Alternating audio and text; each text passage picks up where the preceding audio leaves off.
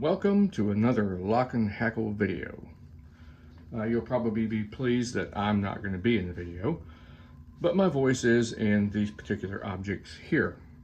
In this video, I would kind of like to showcase two fly rods that I have in my collection, well, or rotation, I should say. These are second-hand fly rods that can be found on the secondary market. And the secondary market for fly rods can be anything from yard sales, estate sales. Sometimes fly shops have what they call like a basement sale. A lot of times they have fly rods that were given to them by the manufacturers for customer tryouts, so on and so forth. They were given to fly shops for customers to, take outside, cast, see what they're like, give the fly shop rods to use, and then possibly store on their shelves, or they've come out with a new product before it launches and they want to see what goes on. These two rods, it's hard to really get a fly rod in full frame because, for instance, you can have a rod that's 2 pieces, 3 pieces, 4 pieces, sometimes 5. And we'll start with this one here. This particular rod is an Orvis Silver Label Mid-Flex. It is an 8.5 foot 4-weight. Now this particular rod was a dealership demo rod, and I've owned it for about 6 years, 7 maybe. And the fly shop that was near me was actually, the owner was retiring and going out of business, and he happened to find a cardboard box full of fly rods that were, as far as he could remember, they were demo rods sent to him by Orvis. His shop had moved a couple times, so stuff was in storage. And he was going through and he found these, and I was able to pick this one up for between 50 and 100 bucks. I really don't remember. I want to say it was closer to 100. And it came with this rod sock, but not this tube. This I had to find on the secondary market. It is a Silver Label rod tube, but it's missing the plastic tube on the inside, so I'm going to have to make something to go in it, but it is appropriate to the rod. Great rod. The Orvis Silver Label line, if you're not really familiar with the rods, is actually the predecessor to the Superfine. And great rod. I love it. It's beautiful. It's a kind of a marbled gray color with dark blue windings. It's got really nice, probably like a rosewood reel seat. Cork handle is really nice. The wrappings are good. All the guides are stainless steel snake guides, except for the, well, even the stripping guide is, stripping guide is a some sort of aggregate in there. Very nice, well done. And the reason I'm bringing this up is you can find some really nice stuff on the secondary market. Fly rods are unique in that because of the cost of a nice fly rod, anywhere between $180 to $1,000, people are going to take care of that product because they are spending a lot of money on that product, and they want it to almost be heirloom-like, so they're very delicate with it. When it's out being used, you can't help but beat it against the brush, drop it in the water, get it wet. It's going to be in the rain. You're going to fight a fish way too big for the rod. You're going to, trip over it, and God forbid it gets caught in a car door. But a lot of times they could be sent back to the manufacturer for warranty repair, and no one would be, worse the wise. So this one, the Sage, these two are about the same time period, late 80s, early 1990s. So these fly rods are anywhere between 28 to 35 years old. It's kind of hard to date when fly rod come out unless you really want to do a deep dive into the dark web of fly fishing and find out, you know, what type of modular graphite they used, the weave, the first day of production, when they were released. You know, that you can really, like coin collecting, you can really dig into it. The Sage is an interesting rod because it is a 2-piece, it's extra long, 9-foot rod. This is their Discovery series. I don't know if you can see the rod tube up here, Sage DS, and then here's the cap. It's a line weight 5, length 9 foot, model GFL 590 DS for Discovery series. It's graphite. These things were made in Washington State, and they still are. This one I've owned for about 8 years.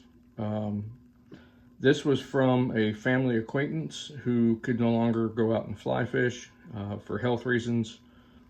So he could still go spin fishing, fish from the bank and stuff, but he just couldn't do the wading in the creek. It was too much for him. And I was offered the rod and this reel, which we'll talk about, the case, or I should say rod tube, and the sock.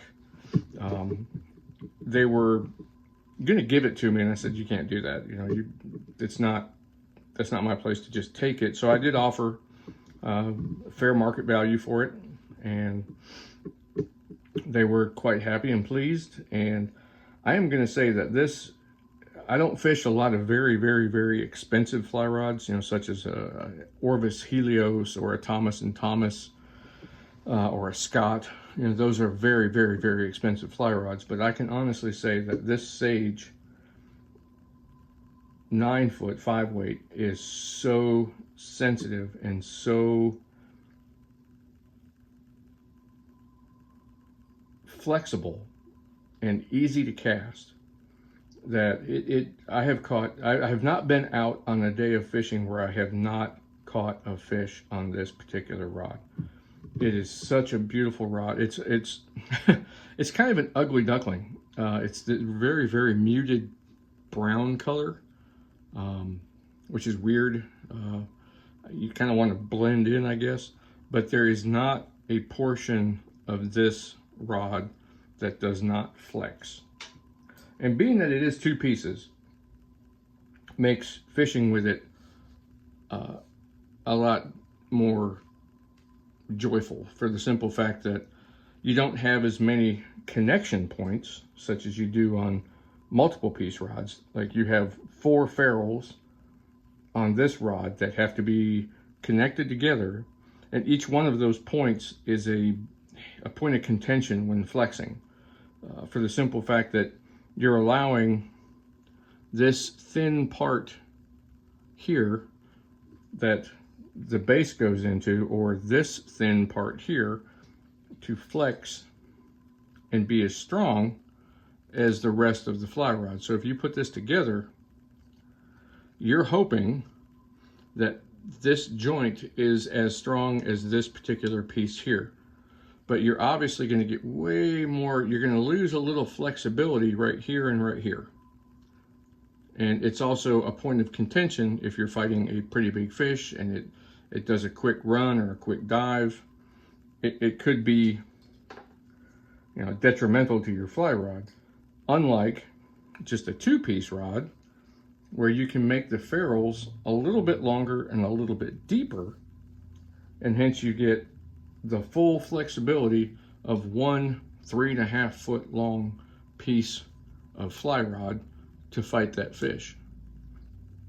And it gives you a little bit more sensitivity when you're especially fishing subsurface. If you're throwing some nymphs on the bottom, a big streamer or something like that, you can feel it a lot better. And the reason I'm doing this video is to kind of give you an idea of what to look for if you're out there on the secondary market. You know, let's say you do want another fly rod, or you want something with a little bit of history behind it. This is the perfect way to go. Check your local, you know, your Facebook marketplaces, things like that. You know, yard sales, estate sales, check with your fly shops. They usually have a they got to clean out their inventory every now and then, and a lot of times they might find stuff in their storage. Like the gentleman that owned the fly shop found these demo rods, and it's a beautiful rod to fish with. Not saying that this one is the bee's knees or it's better than anything that's made today.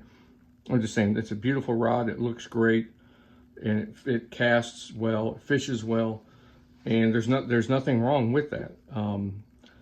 Reputable brands on the secondary market are going to be in relatively good condition, because like I said, people spend a lot of money on them, and they're going to, when they're done fishing, they're going to clean them, they're going to put them back in their cases, they're going to store them in, generally in someplace in their house, not just toss them in their garage or the back seat of their car, because they know that weather and temperature and humidity and all that stuff can have drastic effects on the materials, the glue, all that stuff. So they're very well taken care of, generally. These two specimens were. And, to kind of go with these, especially with this one, I ended up getting this original Orvis bat and killed original disc drag. Made in England. It's a 5/6 weight. This is your drag, obviously, no drag, more drag, aluminum reel foot, and it's an aluminum cast reel with stainless steel components and so on and so forth. These were very popular starting in the late 80s into the mid 90s, when a lot of the Orvis stuff was still made in England, not in the United States, which is kind of neat. So it's kind of a collector's item. Now, I'm not really sure where these were made. I think these were some of the first Orvis rods to be made in the United States. I'm not quite sure. I'd have to look that up. But they did a really good job with these. Very nice. So give the secondary market a look, see what's in your local area. See what you can find, see what you can come up with. Talk with your guys at local fly shops, and you could possibly find something like this that's, kind of I guess it would be considered an antique at this point. It's over 20 years old. But they still fish because they've been well maintained and well taken care of. And with that, just to give you an idea of what's out there, I would be out on the water, but we've had lots of rain. Most of the creeks and rivers are going to be blown out for a day or two. And I kind of wanted to showcase these two rods. They're in my rotation. I do fish them. It just depends on where I'm going and the size of fish that I know I'm going for, that I take these out, because I do kind of want them to be sort of heirloom items, and not just thrash them, even though I didn't have to pay a whole lot of money for them. So, see what you can find. You may enjoy fishing it. It's fun to pull it out when you're, with the group. You meet some guys and they see what you're fishing with, and then, oh, wow, okay, cool. It's a great conversation piece. So I'll end this video with get out there, have a good time. Best of all, have fun. Lock and Hackle, signing out.